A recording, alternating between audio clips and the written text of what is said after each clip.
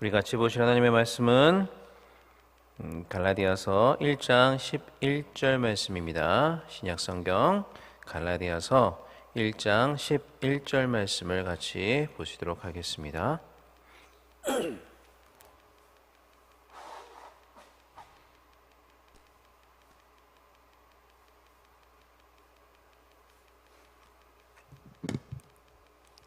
신약성경 갈라디아서 1장 11절 말씀 다 찾으신 줄로 알고 한 목소리로 같이 읽겠습니다. 형제들아, 내가 너희에게 알게 하노니 내가 전한 복음은 사람의 뜻을 따라 된 것이 아니니라. 아멘. 지난주에는 하나님의 말씀에서 한 발 양보해서 그렇게 하나님의 말씀에 어떤 여지를 허용했던 결과가 어떠했는지를 인류 최초의 타락 사건을 통해서 우리가 한번 살펴보았습니다. 하나님께서는 선악과를 따먹으면 너희가 반드시 죽을 것이다 라고 말씀을 하셨습니다. 그런데 사탄은 이 말씀을 교묘하게 비틀어서 하와로 의심하게 만들고자 하였습니다. 그리고 그러한 사탄의 전략은 성공하여 하와는 반드시 죽을 것이다 라는 하나님의 말씀을 살짝 바꿔서 아마도 죽을지도 몰라 이렇게 이야기를 하였습니다. 반드시 해서 아마도로 말을 바꾼 거죠. 한 발 양보를 한 거죠. 이것은 언뜻 보기에는 그렇게 큰 차이 같지는 않습니다. 그렇지만 그렇게 한 발 하와가 양보했더니 사탄이 그 틈을 비집고 들어오는 겁니다. 그래서 하나님의 말씀은 사실이 아니야. 너희들은 절대 죽지 않을 거야 라고 하와를 유혹을 합니다. 반드시라는 하나님의 말씀에서 하와가 아마도 라고 한 발 양보했더니 사탄은 절대라고 말하면서 하나님의 말씀에 정면으로 반박을 하며 그렇게 하와를 결국에는 불순종의 자리로 끌어내리고 말았던 것입니다. 그렇기 때문에 진리의 문제에 있어서는 어떤 일이 있어도 결코 타협이 있어서는 아니 됩니다. 한 발 양보하는 순간 그것은 한 발이 아니라 모든 것을 내어주는 그런 결과로 나아가게 될 것이기 때문이죠. 하나님께서 반드시라고 말씀을 하셨으면 우리 역시 반드시라고 받아들이고 그 말씀 그대로 순종을 해야 한다는 것입니다. 마치 아브라함이 독자 이삭을 바치라고 하신 하나님의 말씀에서 그 어떠한 양보함 없이 그대로 순종했던 것처럼 우리도 하나님의 말씀에 절대적으로 순종을 해야 한다는 것입니다. 자, 그런데 인류 최초의 타락이 이렇게 한 발 양보하는 것에서 비롯되었듯이 학론파 역시도 자신들이 옳다고 생각하는 것, 작은 것 하나를 양보를 하였습니다. 그랬다가 진리에서 아득히 멀어지게 되었던 거죠. 그들은 하나님의 선택으로 인해서 우리가 믿게 된 것이 아니라 예지된 믿음을 조건으로 우리가 선택이 되었다라고 그들은 주장을 하였습니다. 하나님의 선택이 우리가 믿게 되는 원인인데 그것들을 뒤바꿔서 우리가 믿기 때문에 그 믿음을 보시고 하나님이 우리를 선택하셨다라고 이야기를 했다는 겁니다. 다른 모든 것은 다 은혜지만 우리처럼 모든 것은 은혜라고 얘기를 하지만 딱 하나만 예외가 있는데 즉 믿는 것 하나만큼은 인간 스스로의 결단과 또 선택의 행위다라고 이야기를 했다는 거죠. 작은 것 하나라고 볼 수도 있겠습니다. 그렇지만 그렇게 작은 것 하나를 양보한 결과가 어떻게 되었는지 아십니까? 정말 줄줄이 엮여서 딸려 나오는 굴비들처럼 그들은 계속해서 또 다른 것을 양보할 수밖에 없게 되었습니다. 그러다가 결국에는 진리에서 아득히 멀어지고 마는 것이죠. 자, 말씀드렸다시피 그들은 하나님의 선택이 믿음의 원인이 아니라 예지된 믿음이 하나님의 선택의 원인이다라고 그렇게 주장을 하였습니다. 그러니까 하나님께서는 장래에 누가 믿기로 선택할지 아니면 믿지 않기로 선택할지를 아시고 그 미리 아신 어떤 누군가의 믿음의 선택을 근거로 해서 누군가는 구원하시기로 하시고 누군가는 구원하지 않기로 하신다라는 것입니다. 자, 여러분, 그런데요, 그렇게 주장을 하기 위해서는 믿기로 자발적으로 선택하는 사람은 누구나 구원을 받을 수 있다라고 주장을 해야만 합니다. 믿을지 안 믿을지는 하나님의 은혜와는 상관이 없는 전적인 인간의 선택에 달린 문제이기 때문에 이 세상 모든 사람들이 믿기만 하면 구원받을 수 있다. 즉, 이 세상 모든 사람이 구원에 대한 가능성이 있다라고 이야기를 할 수밖에 없다는 것이죠. 자, 그렇지만 성경은 하나님께서는 모든 인간을 다 구원하시는 것은 아니다라고 분명히 말씀을 하고 있습니다. 요한복음 17장에 보시면요, 예수님께서는 하나님께서 자신에게 주신 자들에게만 영생을 주신다라고 말씀을 하고 있습니다. 먼저 17장, 요한복음 17장 2절을 보시면요, 이렇게 되어 있습니다. 아버지께서 아들에게 주신 모든 사람에게 영생을 주게 하시려고, 아버지께서 아들에게 주신 모든 자에게 영생을 주게 하시려고. 그리고 또 17장 6절에는 또 이렇게 되어 있습니다. 세상 중에서 내게 주신 사람들에게 내가 아버지의 이름을 나타내었나이다. 또 17장 9절에 보시면요, 내가 그들을 위하여 비옵나니 내가 비옵는 것은 세상을 위함이 아니요 내게 주신 자들을 위함이니이다. 분명히 뭔가를 구분하고 있지 않습니까? 여기서 다시 정리를 해드리면, 여기서 말하는 아버지께서 아들에게 주신 자나 세상 중에서 내게 주신 사람들이나 또 내게 주신 자들이라고 말하는 그 모든 표현들이 다 하나님께서 선택하신 사람들을 이야기한다는 겁니다. 예수님께서는 이들을 위해서 이 땅에 오셨고 이들만을 위해서 죽으신 것이지, 하나님께서 선택하지 않으신 사람들, 방금 요한복음 17장에서 말하는 세상이라고 지칭된 선택되지 않은 다른 사람들을 위해서 오시거나 죽으신 것은 아니라는 말이죠. 그래서 이러한 예수님의 속죄에 대해서 우리는 제한 속죄라는 말로 표현을 합니다. 예수님의 속죄의 능력이 제한적이다, 불완전하다, 부족하다라는 의미에서의 제한 속죄가 아니라 그것은 완전하고 풍성하고 넘치는데 그 속죄가 적용이 되는 범위, 즉 적용되는 대상이 제한적이다라는 그러한 의미입니다. 그러니까 다시 말하면 모든 사람에게 이 그리스도 예수님의, 우리 예수님의 속죄의 은혜가 다 적용이 되는 것이 아니라 하나님께서 태초에 선택하신 자들에게만 이 속죄의 능력이 적용된다는 것이죠. 왜냐하면 예수님께서는 그들만을 위해서 죽으셨기 때문입니다. 자, 그렇지만 항론파는 예지된 믿음을 구원의 조건 또 선택의 조건으로 이야기하다 보니까 이렇게 성경이 말하는 제한 속죄가 아니라 누구나 믿을 가능성이 있고 누구나 구원받을 가능성이 있다라고 이야기해야만 했습니다. 즉 보편 속죄, 보편 구원론을 이야기할 수밖에 없었던 것입니다. 하나를 양보하니까 그 이어 뒤따라 나오는 이러한 내용도 양보할 수밖에 없었다라는 것이죠. 그리고 말씀드렸다시피 이러한 내용은 성경이 말하는 것과는 차이가 있습니다.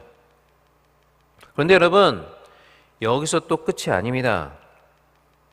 이 작은 균열로 인해서 한번 새기 시작하니까요, 여기저기서 연이어서 줄줄이 새어 나가 버렸던 것입니다. 이렇게 학론파가 자신들의 주장을 또 이제 합리화하기 위해서 어떤 것들을 또 이야기했는 줄 아십니까?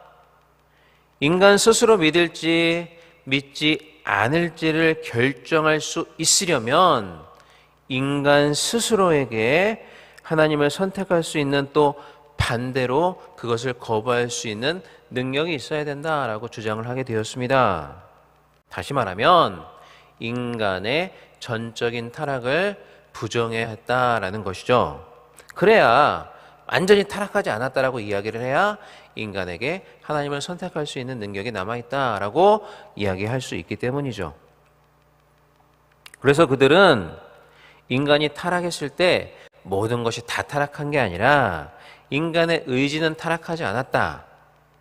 그렇지만 인간의 의지가 선한 것을 선택하지 못하는 이유는 인간의 지성과 또 완악해진 감정 때문에 의지가 방해를 받을 뿐이다 라고 이렇게 이야기를 합니다. 그렇기 때문에 그러한 방해거리가 제거가 되면 인간은 어떤 선한 것이든지 자발적으로 선택할 수 있다. 선한 것을 선택할 수 있다. 이렇게 이야기를 하는 것입니다. 자, 그러나 성경은 인간은 전적으로 타락했다. 그래서 선을 행할 능력을 전혀 가지고 있지 못하다라고 이야기를 합니다. 대표적으로 창세기 6장 5절 말씀을 보시면요. 여호와께서 사람의 죄악이 세상에 가득함과 그의 마음으로 생각하는 모든 계획이 항상 악할 뿐임을 보시고 선을 행할 능력이 전혀 없다라는 거죠. 이런 구절들은요, 인간의 전적인 타락, 즉 인간의 지성, 감정뿐만 아니라 인간의 의지까지도, 인간의 모든 면이 다 타락했다, 완전히 타락했다라는 것을 말해주고 있는 것입니다. 이렇게 명확하게 성경이 인간의 전적인 타락을 말하고 있음에도 불구하고 항론파는 처음 작은 것 하나를 양보한 것 때문에 이러한 것들도 계속해서 양보를 해야 했던 것입니다. 그런데 또 여기서 끝이 아닙니다. 항론파는 한 걸음 더 나아가서 하나님의 은혜의 능력마저도 그들은 부인을 해야 했습니다. 만약에 하나님의 은혜가 인간이 저항할 수 없을 정도로 강력하게 인간에게 임해서 그 은혜로 말미암아 인간이 믿게 되는 것이라면 인간에겐 자발적인 선택권이 없는 것이기 때문에 또 그대로 그 은혜의 작용대로 행할 수밖에 없기 때문에 만약에 그렇게 된다면 인간의 선택은 진정으로 자유로운 것이 아니다라고 이야기를 하는 거죠. 그렇기 때문에 하나님을 믿고자 하는 선택이 인간의 책임 있는 선택이 되기 위해서는 인간에게 임하는 하나님의 그 은혜를 인간이 받아들일 수도 있고 또 거부할 수도 있어야 한다라고 그렇게 그들은 이야기를 합니다. 그러니까 한마디로 하나님의 은혜는 불가항력적으로 임하는 것이 아니라 인간이 거부할 수 있는 정도로 임한다라는 것이죠. 그래야 그 은혜를 인간이 받아들이느냐 거부하느냐에 대한 인간의 책임이 또 인간의 자유가 인간에게 주어질 수 있기 때문입니다. 그렇지만 이러한 주장 역시도 성경에 위배가 됩니다. 사람이 하나님을 믿고 회심하는 것은 전적인 하나님의 은혜의 역사이며 그 누구도 그 은혜에 저항할 수가 없는 것입니다. 하나님께서 구원하시기로 작정하시고 은혜를 주시면 그 누구도 그 은혜에 거부할 수 없다라는 말입니다. 에베소서 1장 19절 말씀은요, 분명히 그의 힘의 위력으로 역사하심을 따라서 믿는 우리, 예수님의 하나님의 은혜의 역사로 인해서 우리가 믿게 되었다라고 분명히 이야기를 하고 있습니다. 에베소서 1장 19절 말씀 제가 한번 읽어보겠습니다. 그의 힘의 위력으로 역사하심을 따라 믿는 우리에게 베푸신 능력의 지극히 크심이 어떠한 것을 너희로 알게 하시기를 구하노라. 자, 우리의 구원은 저항할 수 없는 은혜로 말미암아서 도저히 하나님을 믿을 수 없었던 죄인인 우리 인간들이 예수님을 믿고 하나님의 백성이 되는 것이 바로 구원입니다. 도저히 믿을 수 없는 인간이 하나님을 믿기 위해서는 은혜가 그 인간이 절대로 거부할 수 없는 불가항력적인 그러한 형태로 임해야 인간이 구원을 받을 수가 있는 것이죠. 그래서 우리는 그 은혜로 말미암아 구원을 받았다라고 에베소서 2장 8절은 분명히 우리에게 이야기를 하고 있는 것입니다. 여기까지만 해도 성경에서 말하는 내용과 너무나도 많이 멀어져 있습니다. 그런데 여기서 끝이 아니에요. 그들은 믿음이 인간의 선택이다라고 주장하기 때문에 믿은 이후에 죽기까지 그 믿음 안에 머물러 있는 것도 인간의 선택이다라고 그들은 또 주장을 할 수밖에 없었습니다. 그렇기 때문에 이게 무슨 말이냐면요, 인간이 이 땅에서 예수 그리스도를 믿어서 구원을 받았다 할지라도 그 구원은 완성된 구원이 아니라 잠정적인 거다라는 말이죠. 그러니까 다시 말하면 그 사람이 믿기는 믿었으되 믿다가 중간에 믿음에서 떨어져 나가면 구원에서 탈락할 수도 있다라는 그러한 이야기입니다. 그러니까 믿음 안에 머물러 있기로 그들이 끝까지 선택을 해야 구원을 받을 수 있지, 그 믿음에서 떨어지는 선택을 하면은 구원에서 탈락하게 된다라는 말입니다. 그리고 그것은 우리 개혁신학이 말하는 성도의 견인, 즉 한 번 구원하신 사람은 하나님께서 반드시 구원의 완성에 이르도록 이끌어 가신다라는 그러한 성도의 견인의 교리를 부정하는 것입니다. 여러분, 이것이 바로 학론파가 말하는 구원론입니다. 그들은 하나님의 선택이 믿음의 원인이 아니라 믿음이 하나님의 선택의 원인이다라고 한 가지만 양보하는 것처럼 보였습니다. 그렇지만 한 가지를 양보했더니 말씀드렸던 것처럼 줄줄이 다른 것도 양보할 수밖에 없었고 결국에는 그들은 진리에서 아득히 멀어지는 주장을 할 수밖에 없었던 것이죠. 그렇기 때문에 제가 누누이 말씀을 드리지만 진리의 문제에 있어서 절대로 타협을 해서는 안 되는 것입니다. 절대로 한 발자국이라도 양보해서는 안 된다는 거죠.